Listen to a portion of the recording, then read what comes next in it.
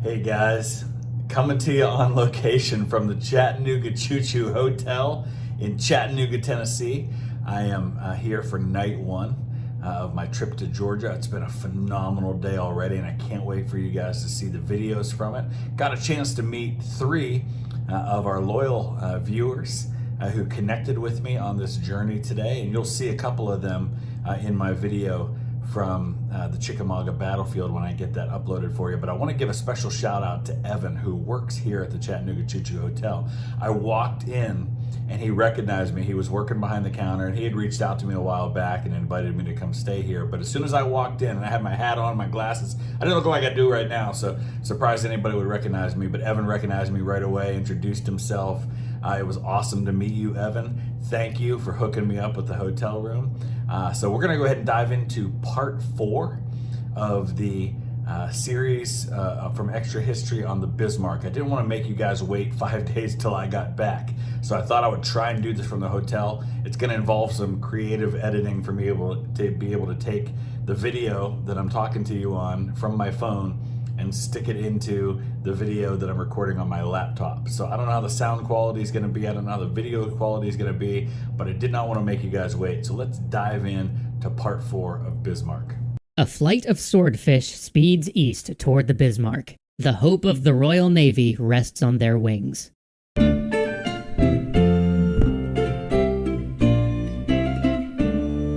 This episode is sponsored by Wargaming. New players can download World of Warships and use the code EXTRA1 for free goodies. Link in the description. 2047 hours. The 15 swordfish pilots know that this is their last shot. Soon it'll be dark, and by dawn the next day, the Bismarck will be in range of the Luftwaffe air bases on the French coast. So just as a reminder what's happening here now, because of the oil leak that Bismarck has, if you've watched the first 3 episodes, you know they got an oil leak from their initial encounter with the Hood and Prince of Wales. They've decided now to turn back to the west coast of France. They're going to Brest. And they're just about to within range. Once they get in range of air cover, then the surface fleets are going to have to back off, and Bismarck's going to go into port. Now, one thing I will say here is that just because Bismarck goes into port does not mean that the Royal Navy and the Royal Air Force would have given up going after. Who knows, they might have ended up sending a bombing raid into the port at Brest to try and deal with that. But I don't know if that would have happened right away, but they probably would have pinned Bismarck there and waited out at sea. So I don't think this is necessarily the magical cure where, oh man, this is the last chance to get Bismarck. It's probably a little more complicated than that. No one else can get here in time. They sight the Bismarck and start their attack run, coming in piecemeal after losing formation in the clouds. They fly low, some only 50 feet above the cresting waves. The Bismarck lights up with anti-aircraft fire, filling the air so thick with shells that the pilots hunch in their open cockpits. Crewmen scream as shrapnel tears their unprotected bodies. One swordfish takes 175 hits. Oh my gosh, 175 hits? I had no idea that these guys underwent that much anti-aircraft fire. You know, the swordfish, as they described in the last episode, they're basically biplanes with fabric outside. They don't have any kind of armor, any kind of protection. They're basically going in without any of that. So I'd be curious to know how many of these men died doing this. But they don't go down. Torpedoes hit the water. One strikes Bismarck on its thick armor belt. The great ship weaves and dodges. Huge waves send the tin fish at crazy angles. One pilot is about to loose when he hears his navigator yell, "Not now!" He turns to see the man hanging upside down from the side of the plane, judging wave patterns so that the torpedo runs straight. "Okay, let it go!" It's a textbook shot, 2 ship lengths ahead. The Bismarck makes an evasive turn, but the torpedo strikes its stern. There's a blast of flame and water. But the great ship sails on, unaffected. As the bloodied swordfish crews climb out of their aircraft, they report that they've failed. But a report comes in saying that the Bismarck is behaving erratically. She hasn't recovered from her evasive turn and has circled northwest into the wind and directly away from the French coast. The torpedo knocked out her steering. The pilots erupt in celebration. The 27th of May. So we've been talking about little things on which big events turn, and this is another one of those little things. That torpedo, those torpedoes that hit on the armor belt did very little, and what we're going to find out later after the major battle that ends up resulting in the sinking of the Bismarck, is they'll find out years later, Robert Ballard, the same guy who found Titanic, found Bismarck in 1989, I think it was. And in the exploration they've done, they found that the massive number of torpedoes and shells that hit the Bismarck really did not do significant amounts of damage. Bismarck really was built to take an absolute pounding. But what it wasn't, and what no ship can really protect against completely, is that lucky hit that nails the rudder just right. And that's one of those little things on which big events turn. This pilot nails the rudder, and Bismarck's doomed. 0 hours on the King George V. Admiral Tovey finally has the opportunity he's needed to close the jaws on Bismarck. Over the last few hours, he's ordered destroyers to bracket the ship in order to ensure that Bismarck doesn't escape again. A few have harassed it with torpedoes, one Polish destroyer flashing the message, "I am a Pole," while firing, but mostly... I say this all the time, and I'm going to say it again. Poland, you rock. You are awesome. This Polish ship is flashing, "We are Polish," while firing on the Bismarck. Is that not just some amazing stuff? Every story I hear about Poland just makes me love this country more. And I have no personal family connections to Poland, but man, you guys are awesome. They're keeping their distance. There will be no night attack, Tovey decides. Catching up will cost precious fuel, and Bismarck has proved too dangerous to fight in less than ideal conditions. He'll wait until morning. 08:45 hours, 48 degrees 10 minutes north, 16 degrees 15 minutes west. For the first time since beginning this mission, Tovey sees Bismarck with his own eyes. Behind him is the HMS Rodney. The Rodney is old, slow, and leaking below decks, but its 16-inch guns are the largest in the Royal Navy. So, Rodney, I think, is a sister ship to the Nelson. It's one of those designs that's got the superstructure way back here and then all the guns up front. It's just a really weird design. Somebody was telling me after yesterday's episode, I think it was, that they had a grandfather or somebody that served on the Rodney and talked about how everything kind of like nothing worked right. And it was, like they said, it was old, but holy cow, 16-inch guns, which is what you need on a ship like the Bismarck. Though barely able to maneuver, Bismarck's guns are still fully operational. Tovey's plan is to approach Bismarck from all sides, forcing the ship to split its fire between his 4 ships, the battleships King George V and Rodney, and the cruisers Dorsetshire and Norfolk. But first, the battleships must drive in hard from the west with only their forward turrets firing, the same maneuver that doomed the Hood. The Rodney opens fire at a range of 12 miles. Spray leaps up in front of the Bismarck, high enough that it spoils the targeting on King George V's first salvo. 3 minutes later, Bismarck answers, its opening salvo landing all around Rodney. So Bismarck may be damaged and Bismarck may be hopelessly turning and not able to go to port, but Bismarck is still an incredibly dangerous gun platform, and it's no sure thing that these ships are going to make it out of this alive. Back and forth the 3 ships trade fire, the Rodney and King George V plunging forward at top speed in the heavy seas. The pace renders the Rodney's engine room nearly uninhabitable. Crewmen hose her overheating boilers down with seawater. Every salvo blows the boiler doors open with a rush of flame. And each curtain of fire from the Bismarck creeps closer to the Rodney. On the Bismarck's 3rd salvo, fountains of water bracket the old ship. Shrapnel lances through her superstructure.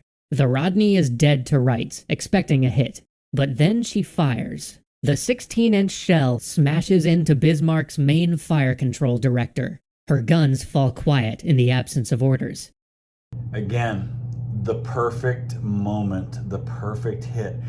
Sometimes when you see events like this in history, you almost have to wonder if there's there's the puppet master pulling the strings and things are happening exactly when they should. I mean, right when Rodney gets bracketed by the Bismarck, that's when they nailed the fire control center so the Bismarck can't fire accurately anymore. I mean, what are the odds of that? Bismarck was about to blow this ship out of the water. It's just incredible.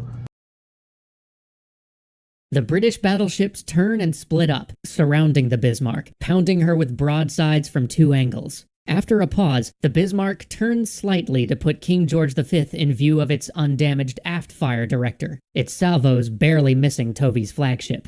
But the British have found their range. 3 minutes after her first hit, Rodney nails Bismarck's B turret, penetrating the armor with a blast so powerful the concussion temporarily knocks neighboring A turret out of action. Bismarck's counterfire dwindles, each turret firing erratically and independently. Now even Tovy's cruisers have joined the pummeling. The 8-inch guns of Norfolk and Dorsetshire are too small to sink the Bismarck, but they tear through its unarmored upper decks. And that was another thing that somebody mentioned from earlier when, the initial encounter when you had Norfolk and Suffolk chasing Bismarck. And they said, Norfolk and Suffolk can't penetrate the armor, but they could have still done damage to the superstructure, to the outside, to the top parts of the ship, take out their fire director, take out their bridge. Of course, one shot could have killed them, so I don't know if it was necessarily a smart strategy, but there still are things that cruisers with 8-inch guns can do to a battleship. The Bismarck's superstructure begins to come apart. An ammunition locker explodes. The fire director station flies through the air like a kicked can. Flames reach as high as the mainmast. The bridge collapses forward. By 0930 hours, Bismarck's 4 great turrets have fired their last salvo, and shots from her secondary guns dwindle. The Rodney closes to point-blank range, 2,000 yards, and begins slamming broadsides into the hull. 3 fires rage on Bismarck's deck. Holes appear in the upper hull. So many shells are pounding the bow that it's red hot, hissing with steam every time it plunges into the heavy sea. And can we just take a moment and acknowledge that the extra credits has a great way of telling these stories. So they're telling the history and they're giving you the military situation, but they're also doing it in such a way that helps you to feel like you're there. They're describing it on a human level, and that's one thing I've noticed about a lot of their videos that I really appreciate. You can connect with the story, and that's what I want in a good story. Watching through binoculars, Royal Navy officers see a little trickle of men emerge from Bismarck. They run along the deck, sheltering behind the blasted turrets or jumping in bunches into the sea. For many of the British, it's the first time they've seen the enemy. It sickens them. German sailors try to signal surrender, but the next volley cuts them down. Aboard the Rodney, a chaplain tearfully begs the ship's captain to stop, but their orders are clear. The Bismarck must be sunk. And remember, there's a certain revenge factor here, right? They sank the Hood, one of the prides of the British Navy. No doubt these officers on ships like the Rodney had friends on the Hood, had people they served with, maybe served under on the Hood. They're angry. These are the guys who killed their friends. And you can't underestimate how that plays into what's happening now. Yet the ship stubbornly refuses to go under. Tovy's ships circle, hammering her with every weapon they have, pounding away until the stress of their guns shatter windows and open leaks in their own ships. For 50 minutes, they dismember the Bismarck, firing over 2,800 shells. At 10:21 hours, the guns go quiet. Tovy's ships have expended so much fuel that they're in danger of not being able to get back home. Tovy orders his ships to make for Scapa Flow. 2,800 shells. And this thing's still afloat at this point. In fact, the evidence seems pretty conclusive that it was a combination. Obviously, we're not going to take away from what the British did, okay? I'm not trying to suggest that the British did not destroy Bismarck, because they did. They rendered this ship useless for the German Navy. But the evidence is pretty clear that the Germans themselves are the ones who eventually scuttled the ship. So this thing takes such a pounding, but is still afloat. But the British they get credit for this, as they should. The Dorsetshire will finish the Bismarck. Dorsetshire moves to point-blank range and fires 2 torpedoes into the Bismarck's starboard side and another into the port side. The pride of Hitler's fleet heels over, her lower hull glowing from internal fires, and gradually sinks by the stern. Within 15 seconds, she's gone. The Dorsetshire throws nets over its side to pick up German survivors. Her sailors try to haul as many as they can aboard, but some are badly burned or missing limbs. Safe on deck, crewmen hand their half-frozen enemies rum and hot cocoa, pity eclipsing their anger over the loss of the Hood. But then a lookout spots a U-boat periscope. German submarines are known to converge on sinking ships, and in order to save his crew, the Dorsetshire's captain gives an unthinkable order. Unless they want to join the Bismarck, they must get underway. The ship begins to pull forward with hundreds of wailing men still floating around her. Some cling to the nets as she begins to move, losing their grip and drifting to stern as she gains speed. Now, if they legit thought they saw a U-boat, it makes sense in this case that you leave. And, the U-boat maybe can pick up some of these guys. But, how awful for these Bismarck sailors. 2,200 men served on Bismarck. Only 114 survived. The time is 1200 hours. Churchill tells Parliament that the Bismarck has been sunk. The news goes out via radio minutes later, greeted by 3 cheers in the Bletchley Park canteen. It's a major victory for the codebreakers, proof that their program can deliver results. And it's a major victory for the British at a time when they need to be able to sell a major victory. This is the aftermath of the Battle of Britain. At this point, things are kind of at a standstill as far as what's happening from one side to the other. It's become a naval and an air war, at least for the time being. But it's a good victory to be able to sell to the public. The victory comes at a crucial time. It distracts the press from Royal Navy losses in the Mediterranean, and signals to the U.S. Congress, still divided over American convoys, that the Royal Navy can defend American shipping. In Germany, propagandists spin the Bismarck's sinking as a noble last stand, but Hitler receives a different message. He's never trusted naval power. Capital ships are too expensive, too vulnerable to air raids, and their loss is too public. Plus, they gobble up Germany's limited fuel resources. The Royal Navy could have the Atlantic. From now on, he would use his capital ships defensively, and employ U-boats to harass convoys. After all, his focus was needed elsewhere. In 3 weeks, Germany's forces would invade the Soviet Union, and he'd have plenty of time to deal with the troublesome English once he'd captured Moscow. Or so he thought. Thanks again to Wargaming for sponsoring these episodes. Fantastic. I hope you guys have enjoyed this as much as I have. We are going to dive into Baz Battle's look at the Bismarck when I come back from my trip. So be watching in the next couple days. You're going to start to see some of the episodes from my trip here to Georgia. I hope you guys look forward to that. I hope you guys enjoy it. I'm going to try to get a good night's sleep tonight, and I am off to Toccoa tomorrow. Thanks for watching.